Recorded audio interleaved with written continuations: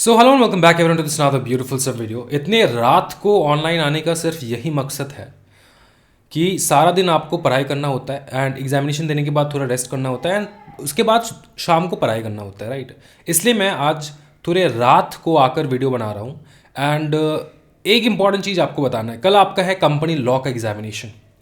Company law आपका ब्रह्मास्त्र, समझ में आ रहा है? मतलब आपका जो पूरा करियर है वो डिपेंड कर रहा है कंपनी लॉ के ऊपर, कॉर्पोरेट लॉ के ऊपर, है ना। अब एक चीज सुनो, कल एक दो चीज आपको याद रखना होगा कंपनी लॉ एग्जामिनेशन लिखने के समय। क्या याद रखना होगा मैं आपको बताता हूं।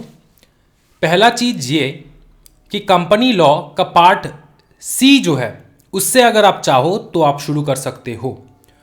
वो मैं क्यों कह रहा हूं, क्योंकि कुछ कुछ बच्चे ऐसे होते हैं कि पार्ट सी बहुत इजी आता है, कंसेप्चुअल है एंड छोटे दो चैप्टर से उसी में से आते हैं, राइट। पार्ट सी का मैंने नोट्स वगैरह इतना कुछ अच्छे तरीके से आप लोगों को समझा दिया है। पार्ट सी जो है ना वो भूल जाओगे आप अगर आप part A and part B करने लग जाओगे। पार्ट सी कंफ्यूज हो जाओगे और 10 मार्क वहां पे छूट जाएगा आपका। या तो आप सबसे पहले पार्ट सी लिख लो या फिर पार्ट सी का जो नॉर्मल शेड्यूल वगैरह होगा ना, शेड्यूल पार्ट क्लॉज, क्या है शेड्यूल पार्ट क्लॉज, ये आप क्वेश्चन में पेपर में ही लिख के रख दो कि इसका ये शेड्यूल है, ये क्लॉज है, ये पार्ट है। अब वो भूलोगे नहीं, जब आप लास्ट में पार्ट सी में आओगे तब आप भूलोगे नहीं अच्छा इसका ये है। वरना अगर पूरा पेपर अटेम्प्ट करके पार्ट सी करने आ रहे हो तो भूल जाओगे वो चीज़। इस बात का ध्यान रखना है, ठीक है। पार्ट ए कुछ ऐसा रहेगा कि आपको लगेगा क्वेश्चन पेपर देख के कि यार एग्जामिनर जो है आपको फेल ही करवाना चाहता है, ये आपको लगेगा पार्ट ए देखकर। तो डरना मत, part B and part C जो है उससे भी शुरू कर सकते हो अगर आपको लग रहा है पार्ट ए टफ है। अगर पार्ट ए के कुछ क्वेश्चंस आप कर लोगे एंड फिर जाओगे part B and part C में तब भी चलेगा, कोई दिक्कत वाली बात नहीं है। टफ क्वेश्चंस इग्नोर करना पहले समय। केस स्टडी को पढ़ने का और आंसर जो है उसका क्या होगा, उस क्वेश्चन का आंसर क्या होगा वो पता करने का 2 सेकंड में आंसर आप पता कर पाओगे। कैसे, मैं समझाता हूँ। पूरा क्वेश्चन मत पढ़ो, कोई भी पर्टिकुलर क्वेश्चन आप पढ़ रहे हो, अगर वो डायरेक्ट क्वेश्चन नहीं है, केस स्टडी बेस्ड है, पूरा क्वेश्चन मत पढ़ो। पूरा स्टार्टिंग में एग्जामिनर आपको हिला देगा, स्टार्टिंग में आपको कंफ्यूज करवा देगा कि यार ये सेक्शन नहीं है, दूसरा सेक्शन है।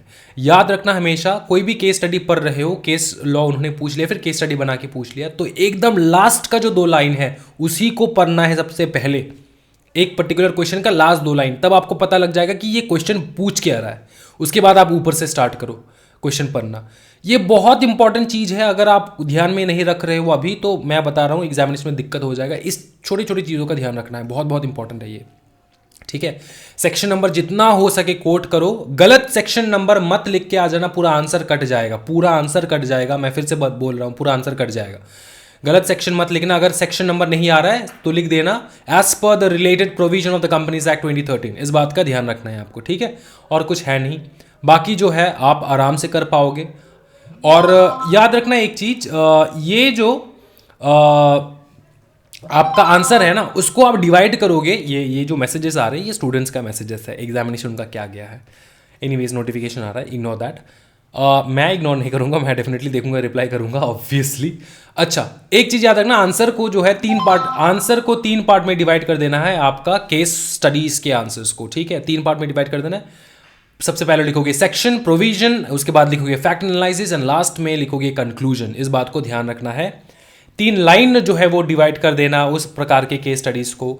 बाकी आपका एग्जामिनेशन बहुत अच्छा जाएगा, टेंशन मत लो, आराम से एग्जाम देकर आओ। मुझको खुश कर दो एग्जामिनेशन देने के बाद, बताओ कि कैसा रहा आपका एग्जामिनेशन, ठीक है। You can contact me on the numbers given below of the video, ठीक है। All the very best for your examination guys, take care of yourself, happy learning, bye bye and take care.